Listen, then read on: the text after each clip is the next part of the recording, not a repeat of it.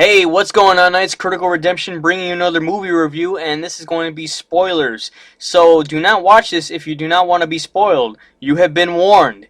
This is my movie review for Batman v Superman: Dawn of Justice. Okay, everyone has been waiting for this film, and myself, for a very long time, over 3 years since it was talked about. We just never knew after Man of Steel who was going to play Batman, and finally Ben Affleck was announced, and people were complaining, they were bitching, they were saying all this negative stuff, and mind you, I said some negative stuff saying, well, I don't know if he's going to be good for Batman, but man, was I wrong. That being said, Batman v Superman spends so much time testing so many different installments that it forgets to have any fun. But let's get into this movie review of what I think. So, if you look at RottenTomatoes.com, there's been very negative reviews online. Rotten Tomatoes giving it like a 40%. A lot of critics saying that it's bad as Joe Schumacher films. Well, if you're going in as a critic and not as a comic book fan, I don't think you'll enjoy this movie. But if you're going in as a comic book fan, waiting to see something that you've been wanting to see for a very long time, then you're going to be excited, also delighted with this if you are very into this Batman Superman verse. So, to put it this way, the whole movie features Ben Affleck, Henry Cavill, you have Jesse Eisenberg as Lex Luthor Jr., you have Lois Lane, who's played by... I'm having a brain fart, I can forget her name. And also Gale, who's playing Wonder Woman. And Alfred, man, he's such a badass. But Ben Affleck stole the show for me, and I must say that I was very impressed with his Batman. His Batman was so dark. Many people are comparing him to the Michael Keaton 89 and 92 Batman due to the violence that he does in this film, as well as killing. Yes, Batman does kill in this film, so if you are going into the theater and wanting to see this film without Batman killing people, well, you're going to be disappointed. Batman does kill a lot in this film, mind you, but the whole premise is Batman v Superman. Batman wants to take down Superman, and if you've read the Frank Miller comics, then you know exactly where this is coming from. But this aim here is setting up the fight scenes, setting up the characters, introducing the new Alfred, introducing Ben Affleck as the new Batman. It's something that if you're going as just a regular person to go watch it, you will not enjoy this. There's so many subplots, so many hints to the Justice League, you're probably going to be thrown off very few times you've seen this. I've seen this already twice, but you do get hinted a lot throughout the film of the Justice League. Like one scene you see Bruce having a nightmare where the Flash comes in and tells him that someone is the key to something, and I won't say what, and telling him that there's others out there like him. You also see Aquaman, and you know, he looks cool and all, but I wish I could have seen a little bit more.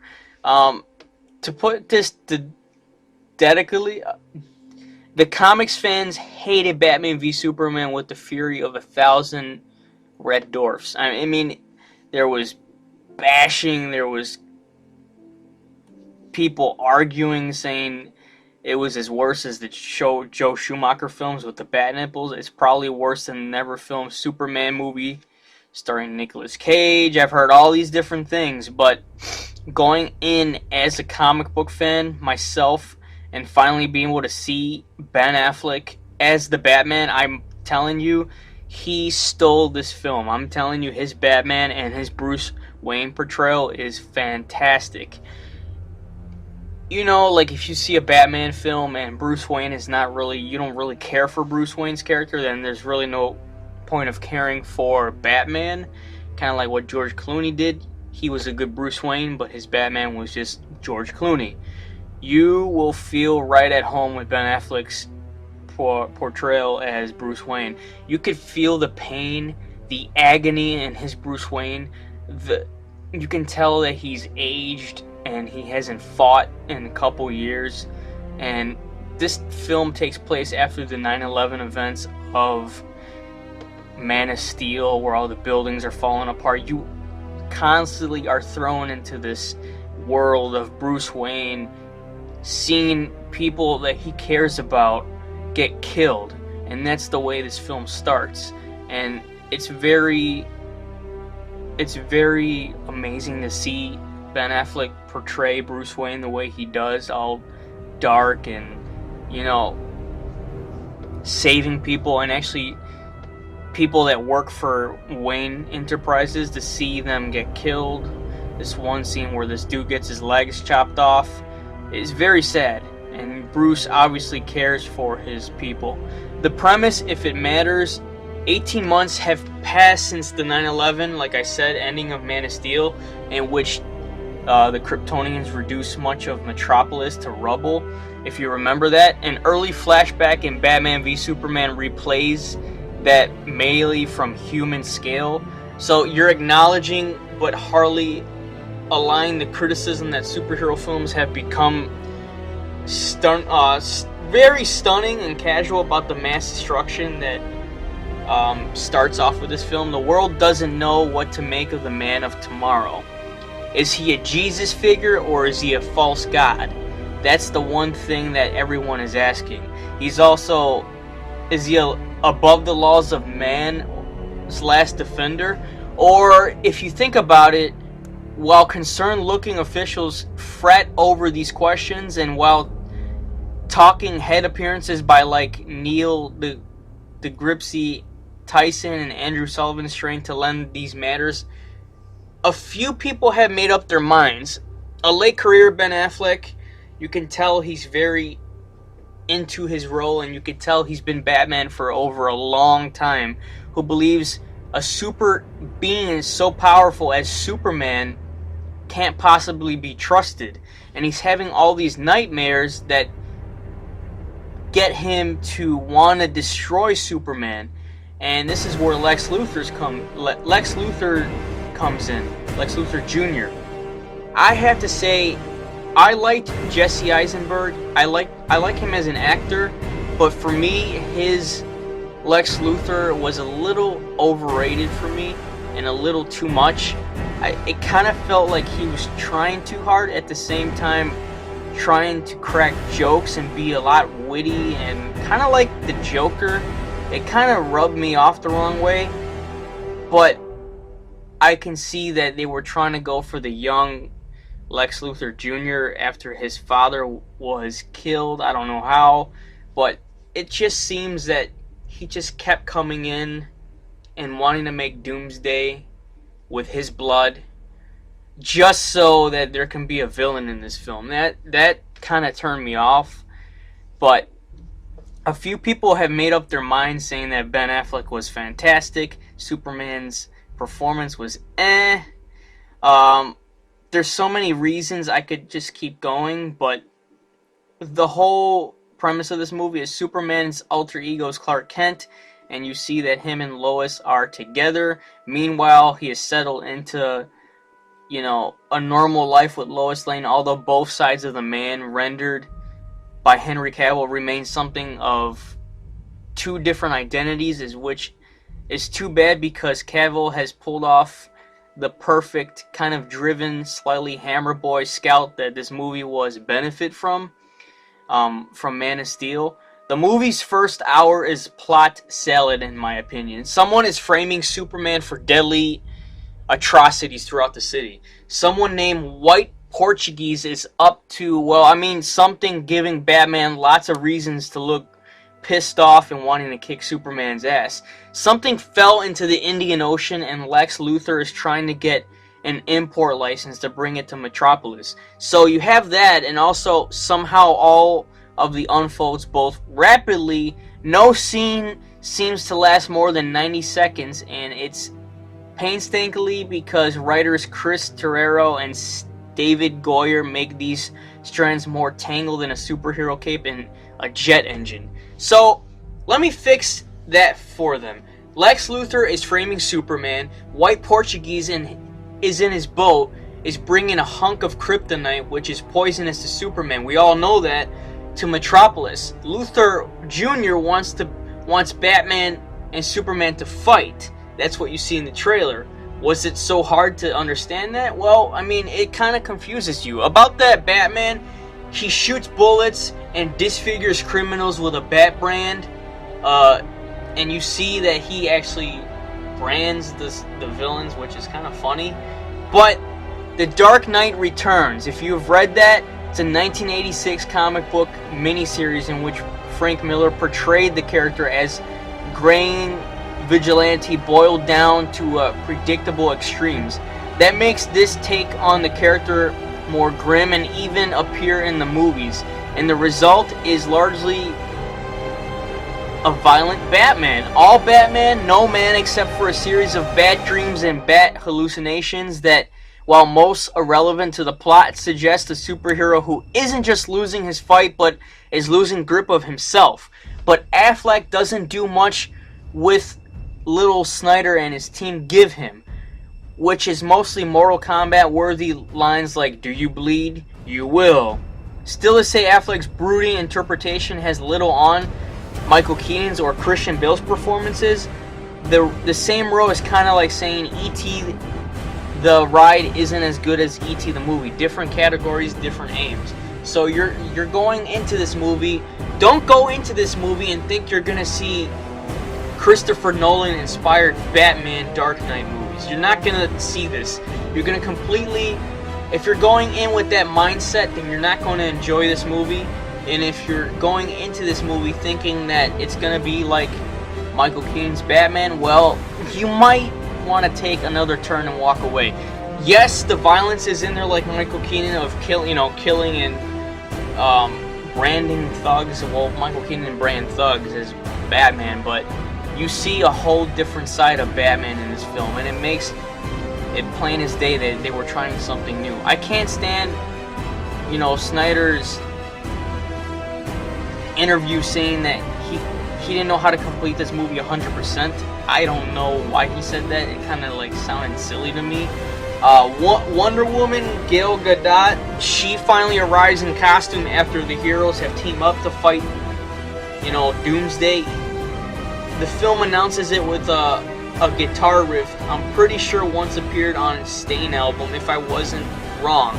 If something exciting happened during any of it, I missed it while looking at movie-going companions to roll people's eyes. People were rolling their eyes, and I was like, eh. But as soon as Wonder Woman came in, for that little time she had kicking Doomsday's ass and just slicing and dicing him, I was like, damn, man, she really kicks ass, and I can't wait to see a standalone film about her.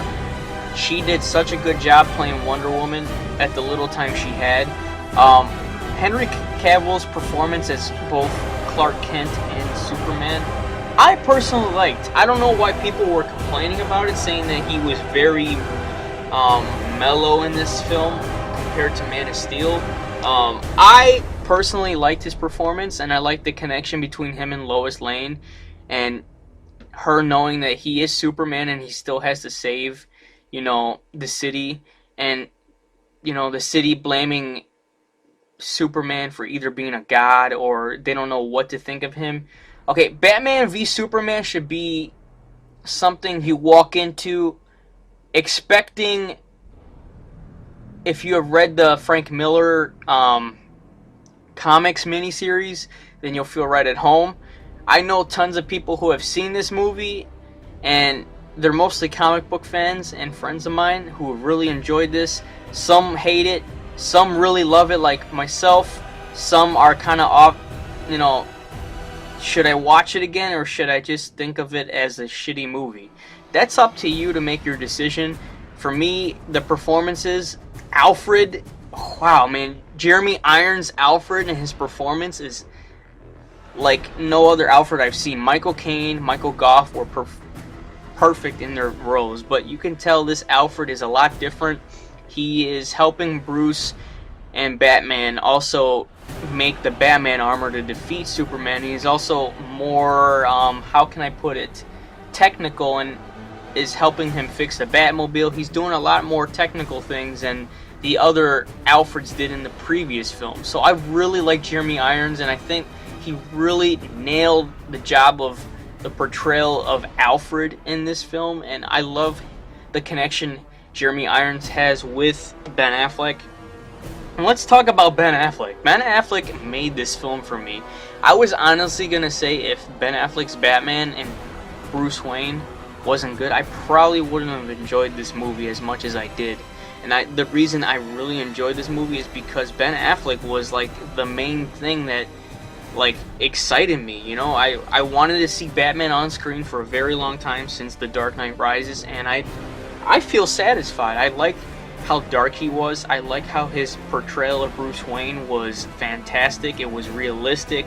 You could feel the pain of his parents. Also, that scene where Batman is kicking the shit out of Superman. He has the kryptonite staff of what Lex Luthor Jr. gave him, and he's about to kill him, and then Lois Lane comes in and says that stop doing that, you're gonna kill him.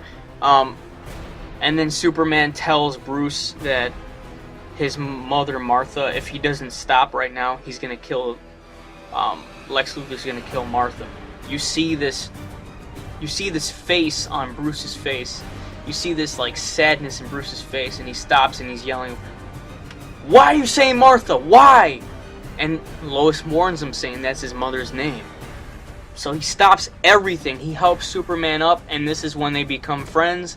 And this is exactly the connection I liked about this film. It was very interesting to see how Batman wanted to kick the shit out of Superman because he thought he was this evil human being, or evil godlike person, that he was going to destroy mankind in Gotham City and Metropolis because of all these nightmares he was having. Also, the Nightmare Batman I really enjoyed. You could see that Nightmare Batman was very influenced from the Frank Miller, and he was using his gun and just shooting stuff. I have to say, like, the negative things I didn't like about this movie was Lex Luthor Jr., Jesse Eisenberg's performance was a little overrated for me, and also it kind of like threw me off of it's a little too much like the Joker. But I like the fight scenes. I like how this movie played. I don't understand where the hate's coming from. Personally, for me, I'd give this movie, I've watched the movie 3 times already, and I'm going into watching the movie for the 4th time because I want to see everything. The cameos, they're trying to push the Justice League. It's obvious in this movie. There's so many little cameos that they're pushing for the Justice League. And Superman's death. Everyone was saying, why the fuck would Zack Snyder throw in the Superman death card? Well, it's Zack Snyder. He could do whatever he wants. And the way Superman was killed off by Doomsday stabbing him right in the chest, it was sad, man. It was like, what the fuck, man? Like, Superman only gets 2 films to be in. But you see, I was sad, like, a lot of people were upset as well. I mean, in his funeral, at the very end where you see his casket, you see the dirt rising up from the casket. Superman's alive, and there's going to be more Superman. So it's good to see that Superman will still be alive in the next film, because I don't know how Justice League would work without Superman and Batman in it. But like I said, the only problem I had with it was Jesse Eisenberg. I think he was a little too much, and that kind of threw me off. And Doomsday, I liked his performance. Doomsday, obviously, he was computer generated. I kind of felt like he was a little rushed, and kind of like he was thrown into the film because they needed a main villain to destroy Superman and fight Batman and let Wonder Woman come in and do her presentation of being Wonder Woman. But Other than that, I enjoyed this movie. Like I said, the performances were outstanding. The ending could have been a little bit better. I give this movie a solid 9 out of 10. I'm not giving it a perfect 10 because it's not a perfect 10 for me. So this is my movie review of Batman v Superman: Dawn of Justice. Let me know what you guys think on the comments below. This is Critical Redemption with another movie review. Until next time, guys, happy movie hunting. Take care.